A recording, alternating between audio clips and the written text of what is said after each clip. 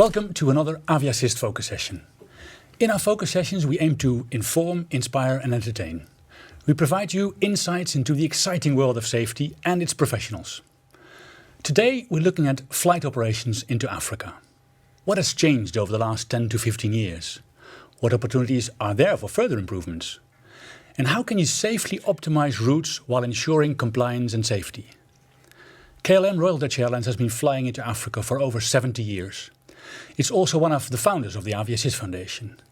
I'm joined at the table here today by Ben Uffen, KLM flight dispatcher and dispatch instructor, Captain Menno Kroon, KLM's chief pilot of the Airbus 330 and Boeing 747 fleet, and Captain Auke Dros, KLM's vice president of crew training.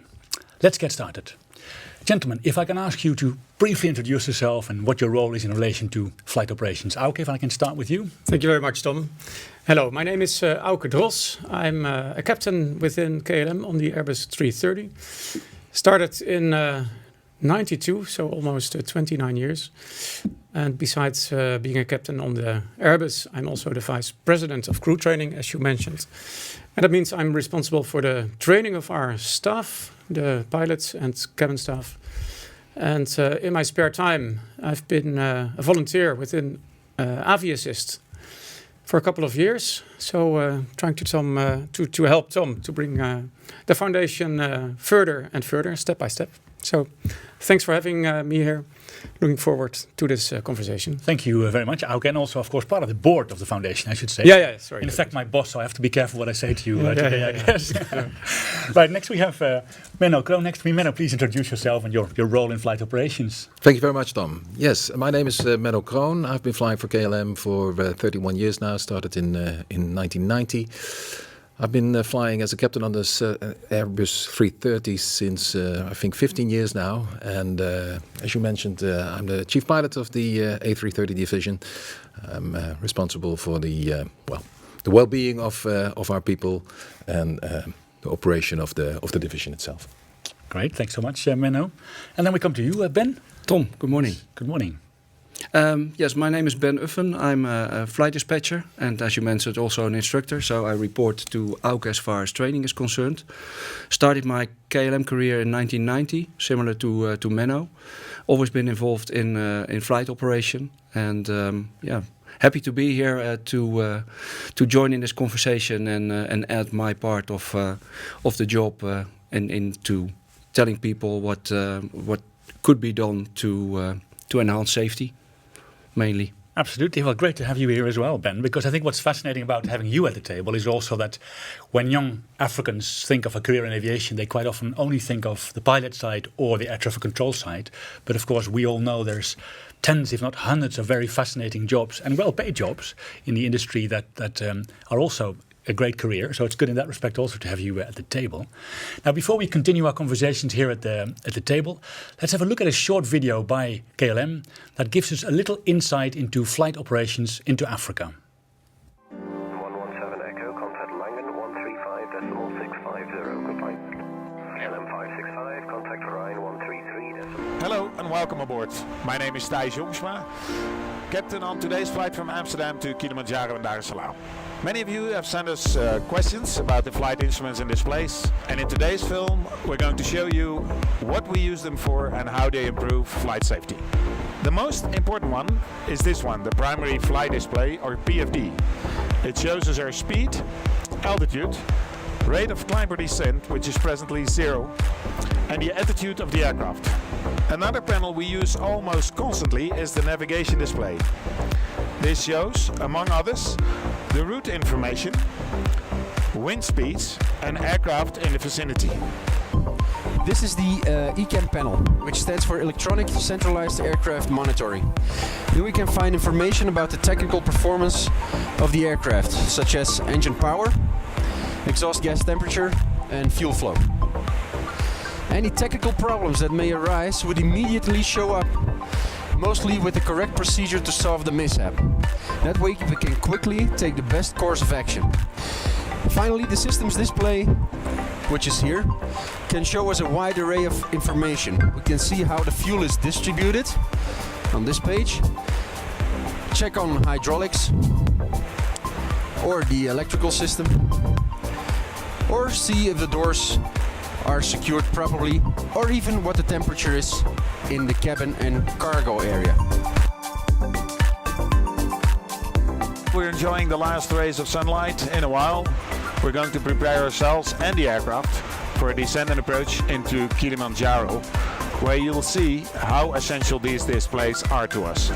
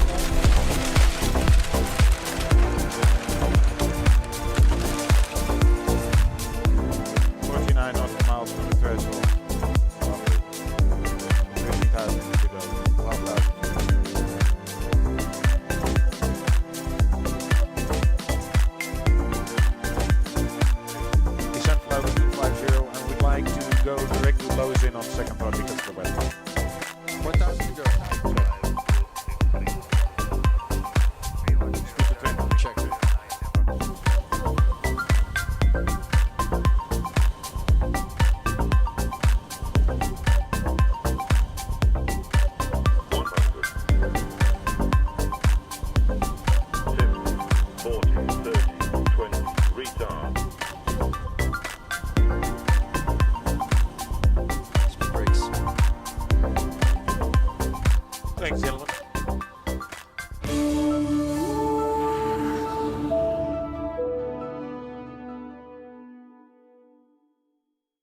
An excellent video of the KLM social media team, which is actually an award-winning social media way of encountering the world and the passengers.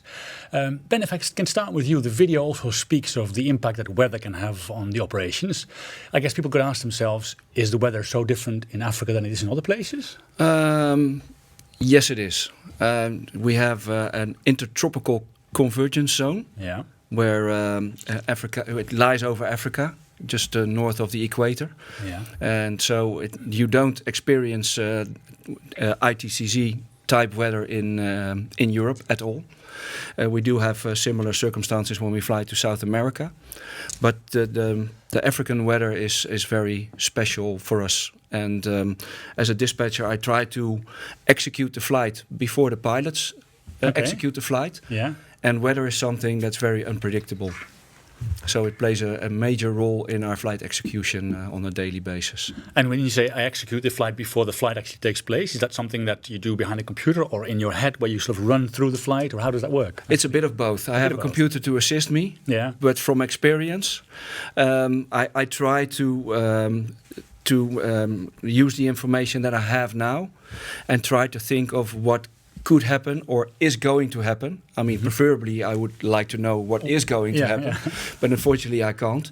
And produce a flight plan, which I have here, that holds all the information and all the hints on what could happen for the pilots. Okay, so it's a bit of both indeed. I mean, I can think back of somebody we had in the studio last year, an aerobatics pilot who was going through the movements before. You know, we've all seen that, I guess, where they sort of manually and visually try to do that. So it's a similar exercise almost for you as well. I try to. Yes, I try to. Okay. But it's difficult. I mean, we use meteorological forecasts, and when the name has it all, it's a forecast, and nobody has a crystal ball or to exactly predict what is going to happen. So, the weather you saw in the video was hopefully also predicted, so we can have a look at it and make a plan of what could happen before we experience this kind of weather.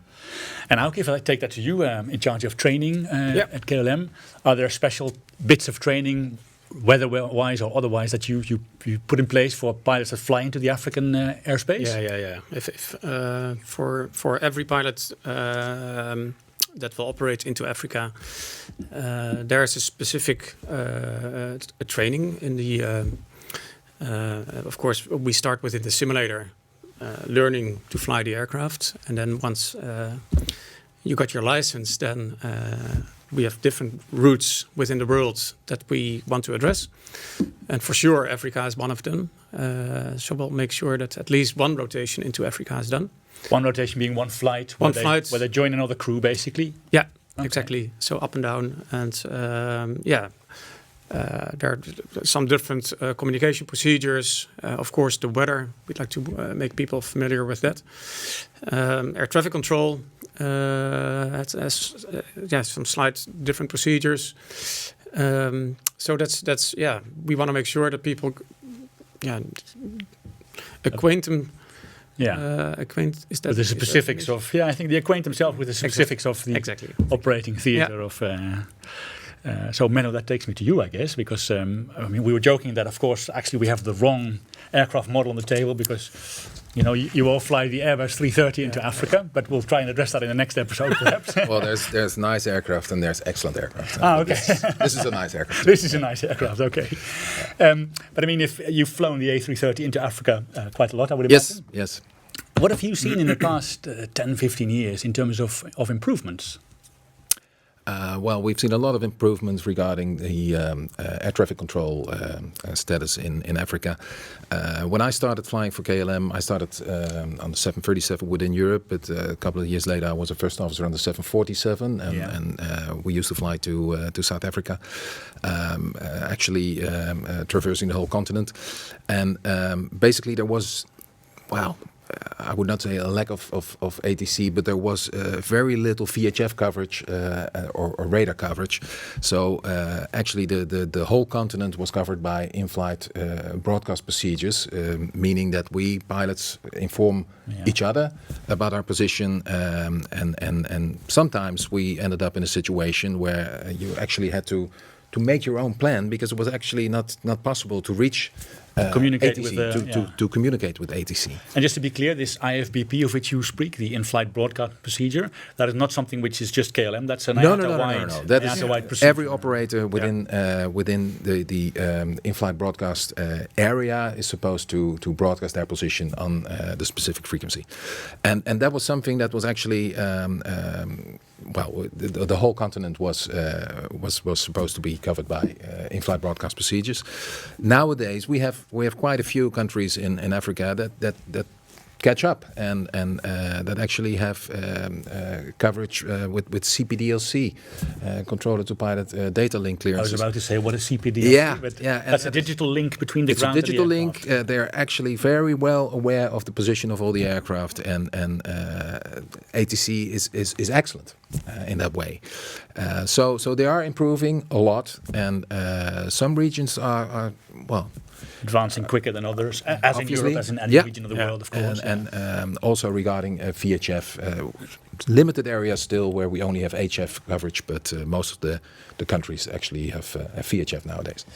Maybe can you briefly explain VHF, HF, why that's relevant for your operations? VHF is like you pick up the microphone and you're in touch with the air traffic controller right away, and the signal is very clear. Yeah.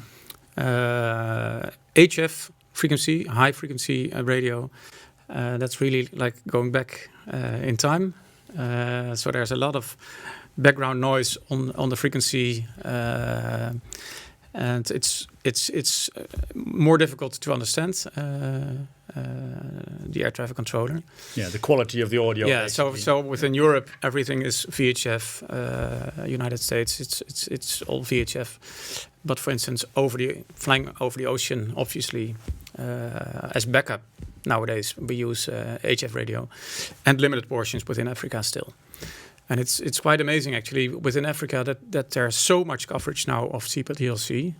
This data link with the cockpit. Data link. Yeah. So that's like texting each other. Hey, I'm here, and hey, I want to climb to a certain altitude, and they text you back. So in that case, you don't need a voice communication for some of those messages? No, it's really texting.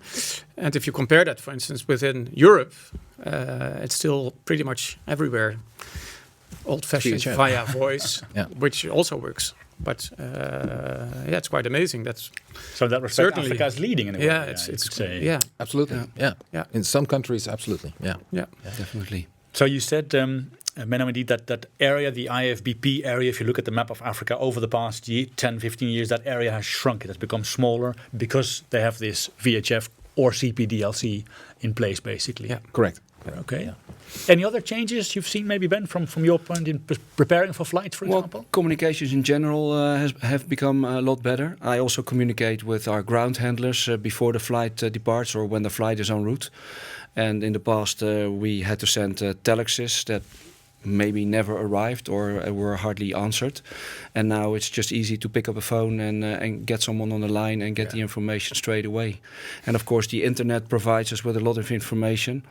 I mean, Africa is not very well known for active volcanoes, but there are a few that could play ball in our operation. And for me as a dispatcher, it's very important to have information regarding volcanic activity at hand. And Africa is covered by Toulouse. I mean, the Toulouse Volcanic Ash Advisory Center provides information for African volcanoes. Okay. But of course, no one in Toulouse can see that What actually happens? a volcano is active somewhere in the center of the continent, which is very large. I mean, it struck me when I first flew to Africa as a passenger that it takes about 2 hours to cross the Mediterranean Sea, and then it takes another 9 hours to get to South Africa. And so that part of information is very important. And also the communication channels have really improved in the last couple of years. Okay. Also, in addition, Sorry. No, I think if you look at the video we just saw with also the onboard equipment, if you compare it to the 747 that you flew back in the day, and flying into an airport like Kilimanjaro with no GPS, inertial navigation systems, old VOR beacons, and with Mount Kilimanjaro somewhere in the dark. In the dark, and navigation systems which were not as accurate exactly as that we have nowadays. Also, the displays nowadays gives you much better ability to make your situational awareness. There's been quite some improvement also on board. So both from Africa, from the ground, basically the communication, the CPDLC and the VHF, but also in the aircraft itself. We've seen. I think we can all remember that like 20, 30 years ago, going into Africa, it was always sort of a surprise what you would see. Which you don't like, because you said I like predictability. I'm sure that's the same actually for you. True, but I completely understand the fact that it was so difficult in the past, before we had satellites orbiting around us, to have materials that need power in a desert or a remote area. So it was completely understandable that some parts of Africa were not covered by radar or by short-range radio, because there's no one there. No. But also simple things like telephone, like Ben just said. I was actually involved in the recent flight into Rwanda with the active volcano there, and it's a very it's very handy to be able to actually speak to someone underground in Kigali in this from case. the cockpit. From the cockpit to assess the situation at that specific location. So things are improving. And people near the volcano could pick up a phone and maybe inform someone. I see smoke coming out of. Please tell KLM that. Or please tell someone, and hopefully it will end up in the aviation industry, and we can take preventive actions on what we see and hear. Now, another thing which I would like to take your thoughts to for a moment, perhaps, is that quite often people we met as aviacists in Africa who are not from the aviation industry think, well, if you want aviation to be safe, we need radar. That's always a contentious issue, because radar, of course, is expensive and it relies heavily on power supply that has to be very constant and stable.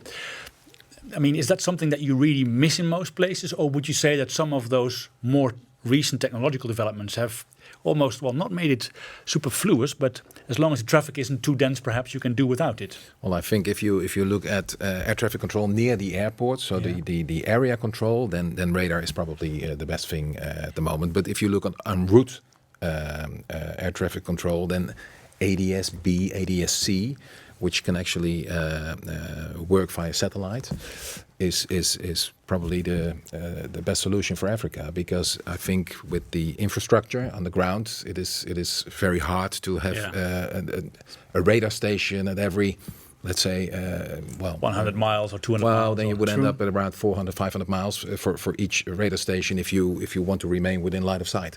So it's I think that is very hardly possible. And But, talking about line of sight, a radar is still sweeping around. Yeah. So when it's looking in that direction, it won't see anything behind it. Yeah, true. And presently, when we use ADS-B for navigation, we get downlinks every second. Yeah. Talk the viewers through ADS-B. What's ADS-B? ADS-B is a digital way of tracking aircraft. Yeah. So on the one side, you can use satellites to know where the aircraft are.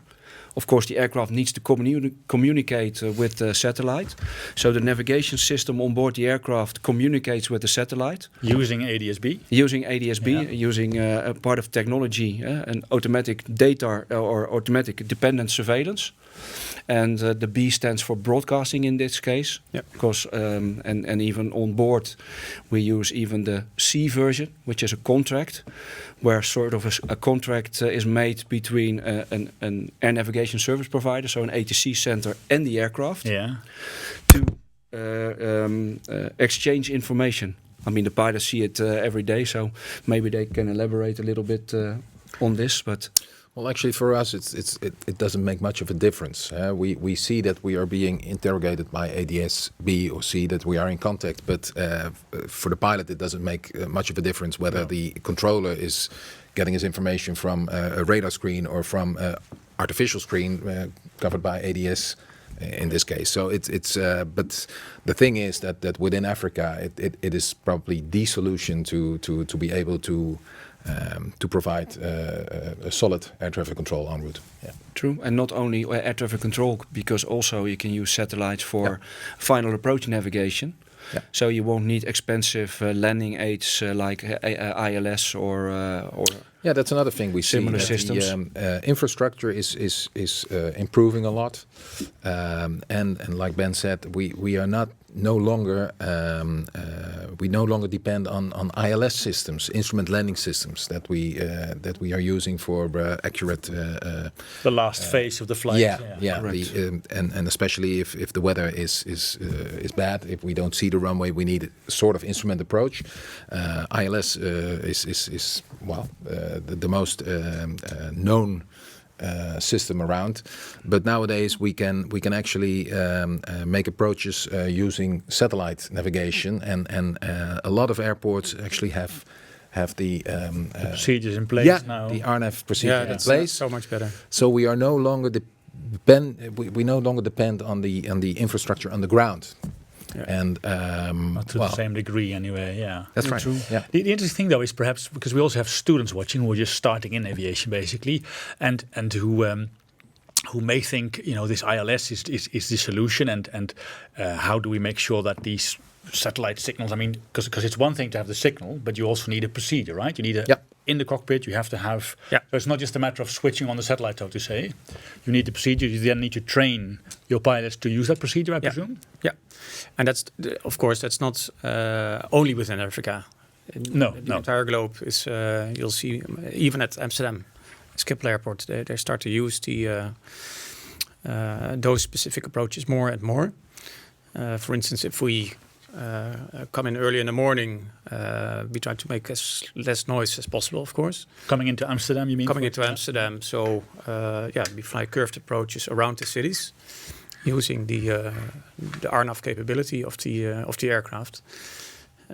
Which is that satellite-based? Which is satellite-based approach. Because you can't fly the curve with an ILS, then it would have to be a straight line. Exactly. Okay. So that gives us this opportunity, and so in general that needs training, of course. We do that in the full flight simulators, so we can practice over there, and we can use it during the actual flying. One thing I forgot to mention within the training, what we always learn people, which is still valid pretty much today, is flying.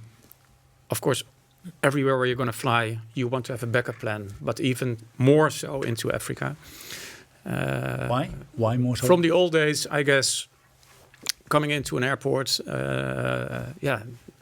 it wasn't certain that, for instance, the ILS would work. Because power interruptions are more common, for example. Power interruptions. Severe weather. Weather. Lots of water, standing water.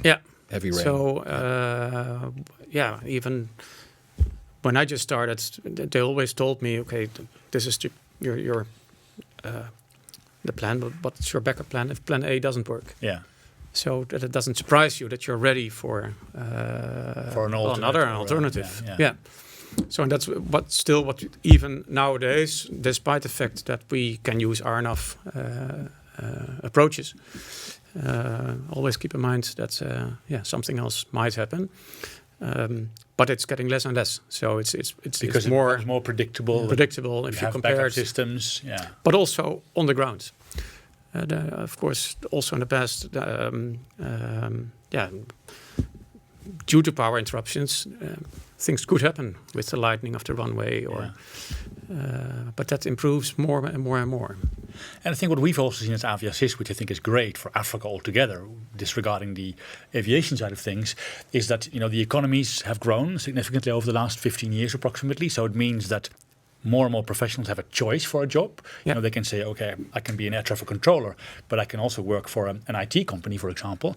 And so I think we've also seen that the people themselves, many more people choose aviation and aviation safety as a profession, not as a negative choice, because it's the only thing they can do. And I think it's very easy to forget for people outside of Africa, of course, that also in Africa, thousands and thousands of professionals work really hard every day to make it the safest form of transport, also in Africa. So that's, I think, a word of, a compliment almost to all the people out there in Africa to make it. For sure, true. And as you said, there are so many jobs in aviation, and not just being a pilot or being an air traffic controller. I mean, you're looking at a flight dispatcher here, which is also, as far as I'm concerned, a very, very nice profession, which is really closely related to ATC, which I work with a lot.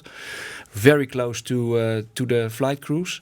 But there are tons of jobs on the ramps, assisting passengers, loading, etc. And this is very fascinating. I was very lucky. We've done our first brief dispatchers course in Kenya 2 years ago, before the pandemic, together with one of our partners, ATR from Toulouse, the aircraft manufacturer. And I thought it was a very fascinating course as well. I mean, that's not a whole course to become a dispatcher, but it has a lot of the elements of pilot training in there, isn't it? It is. Yes. If I want to describe in 2 or 3 sentences what my job is I'm a pilot on the ground.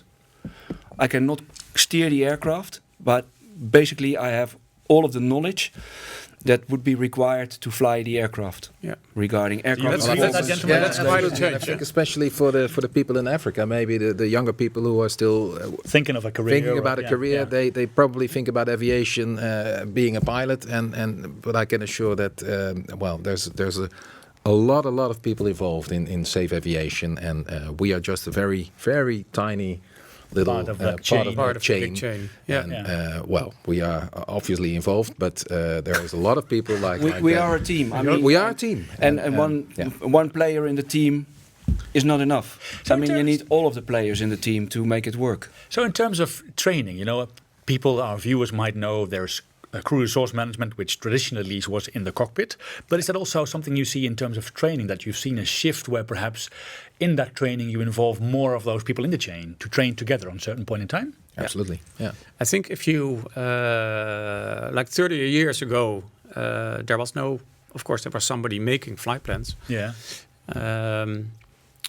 How long ago did we start with the dispatch organization? It was in 1999 was when the OCC was opened. Operations Control Center.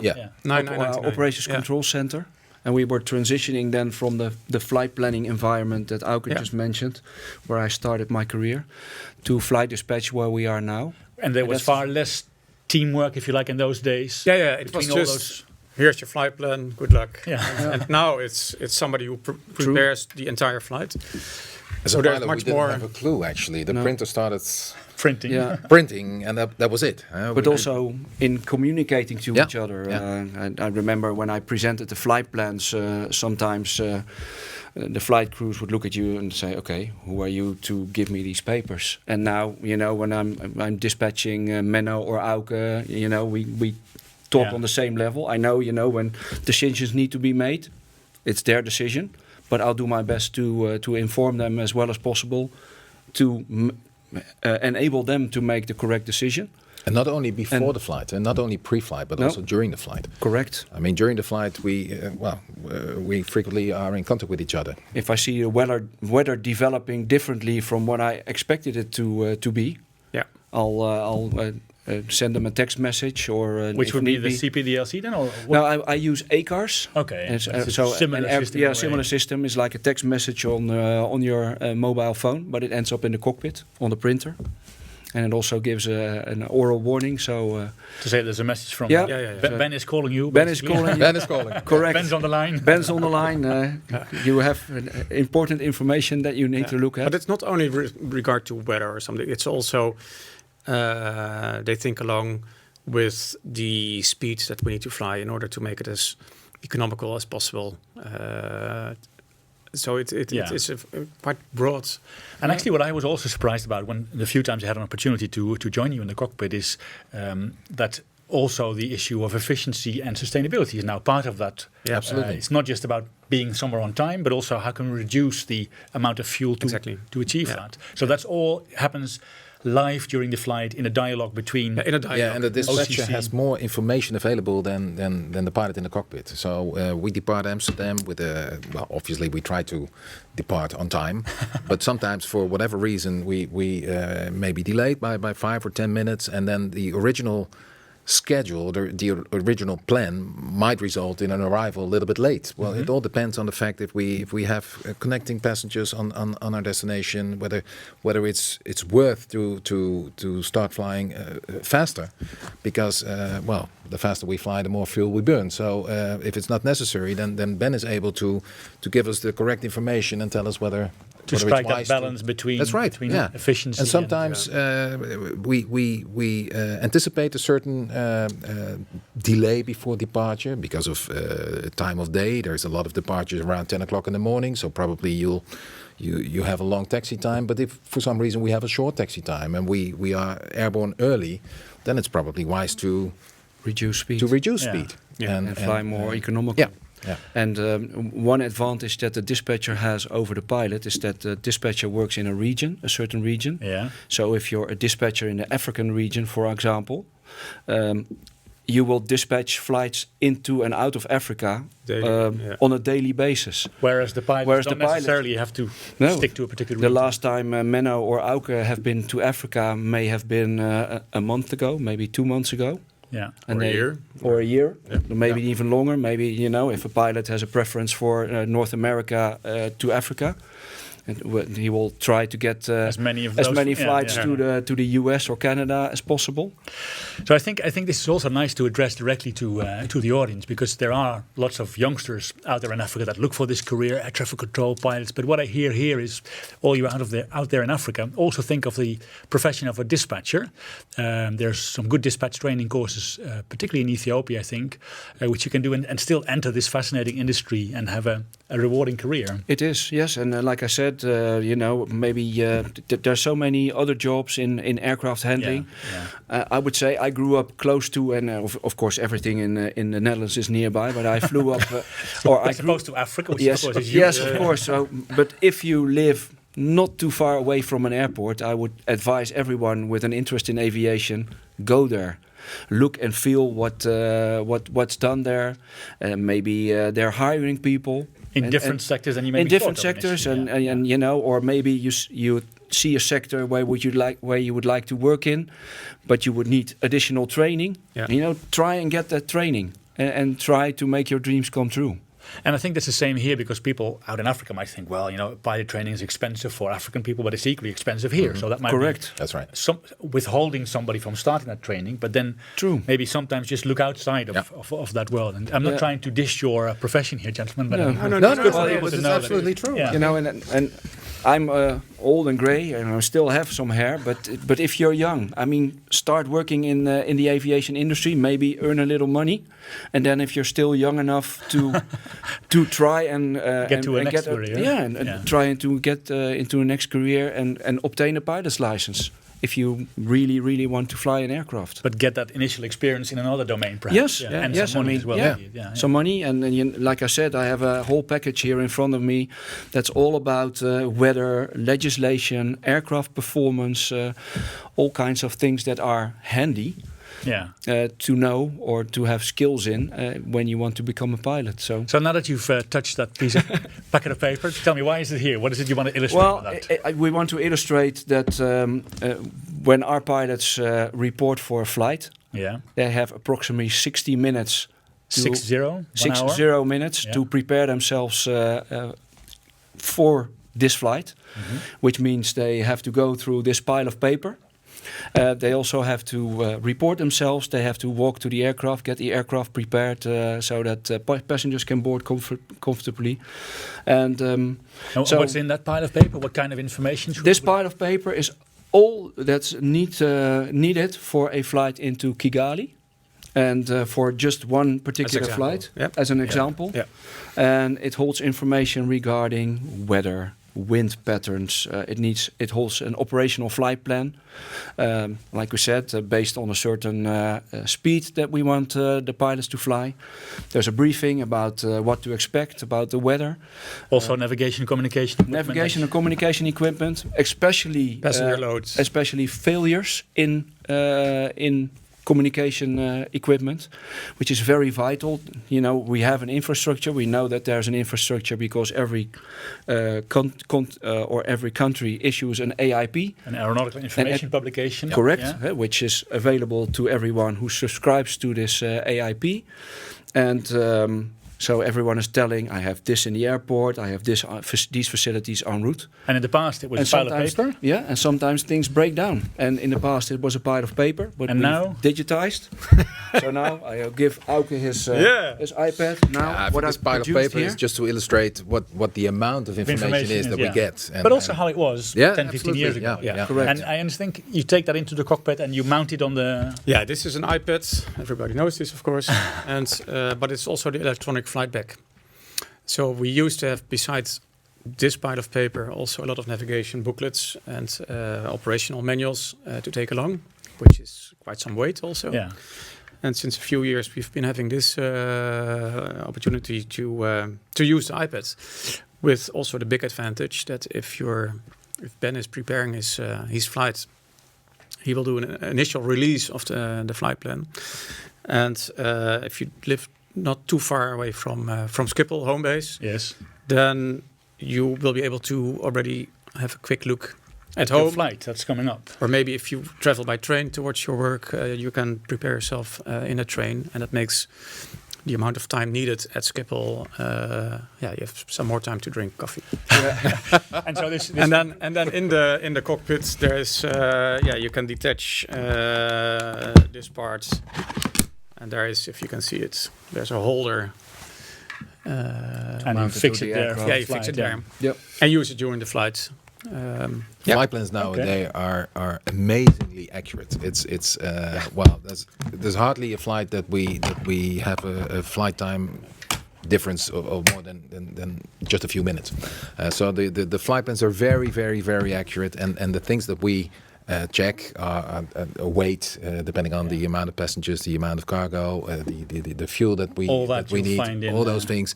And like Ben said, there's a pile of NOTAMs and notice to airmen. Notice to airmen, things about taxi tracks, about lights that are unserviceable or other. All that information. All that information. So the interesting thing is the host here, Tata Online Training.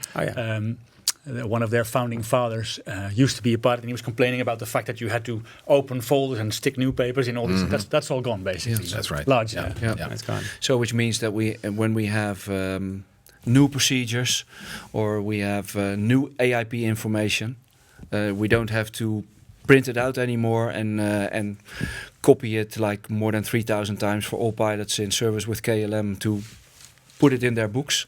So there's also an environmental part again there, I guess. Exactly. It's faster, it's more economical, and it's more accurate. And there's a big advantage regarding fuel as well. Huh? We don't have all the booklets with us anymore. So From a weight perspective. From a weight at least perspective, 30 kilograms possible per flight. That you were carrying in the past. that we were carrying. And if you have a longer flight, in order to get those 30 kilograms into Johannesburg, you will probably burn another 20 kilograms to get there. And 20 kilograms might seem not too much, but if we do that every day on every flight, a lot of flights, then at the end it amounts up. Yeah, it amounts it's up. a lot of fuel. So, so we've spoken, about great things that we've seen change in Africa. What I would like to each of you to think of is think of one thing you'd love to see improve in African aviation, particularly related to safety, where you think, well, if it was my choice, I could think perhaps of the NOTAMs, because that sometimes still is an issue with NOTAMs arriving late. Yeah. So the ones who are not the first ones to be asked have a bit more time to reflect. But Menno, if I can start with you, if there's one, let's say, if you can daydream about one thing you'd like to see change in terms of safety when you fly into the African airspace, what would you like to see changed? Although we just said that a lot has improved in Africa regarding communication, I think there is still a few areas that need to be. But I want one area. Well, probably Sudan. Is an area more in terms of the facility. What kind of thing? Not so much the country. I mean, well, the facility is a VHF coverage or CPDLC. CPDLC. Yeah. So to still increase the That's availability of either VHF or CPDLC. Yeah. Okay, we'll take that daydream on board. Okay, anything that? I would say if you saw the video and we were sort of discussing it, it was a dark hole approach into Kilimanjaro. So I would say if there's just one thing next to, of course, communication, that would be lighting of the runways, airfield lighting. Yeah, because if we can talk about that for just a moment before I come to you with your daydream, Ben, that is a big change, I think, also in terms of lighting with LED lighting.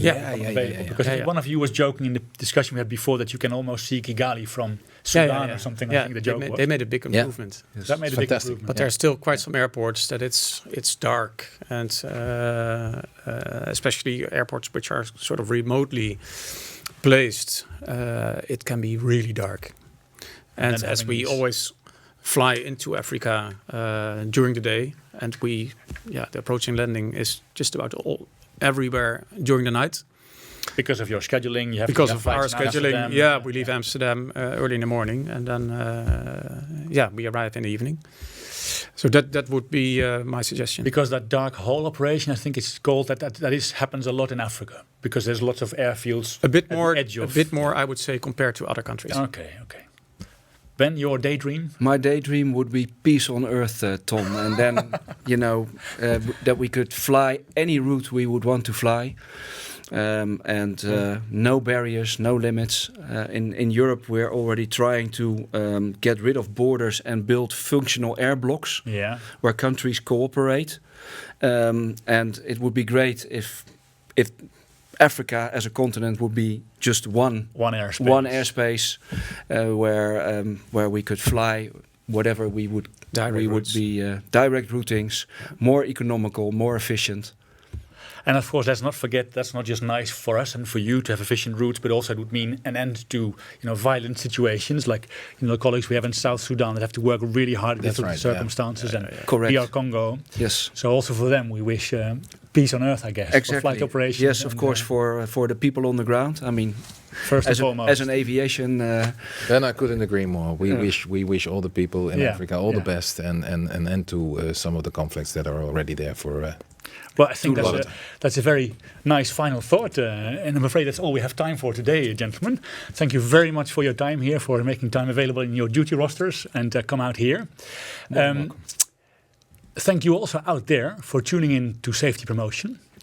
If you want to get in touch with the foundation about either this focus session or about how as Aviassist we can boost your safety promotion, then feel free to contact us at info@aviassist.org. And don't forget to also join us again on Friday the 25th of March for the next safety focus session. The focus sessions being the online TV show to inform, inspire and entertain African aviation safety. In that next session we'll talk to Zimbabwean air traffic controller Marvin Rangarira and his professional journey from Zimbabwe to now working at Amsterdam Airport. For now, kwaheri and see you at the next focus session. Goodbye.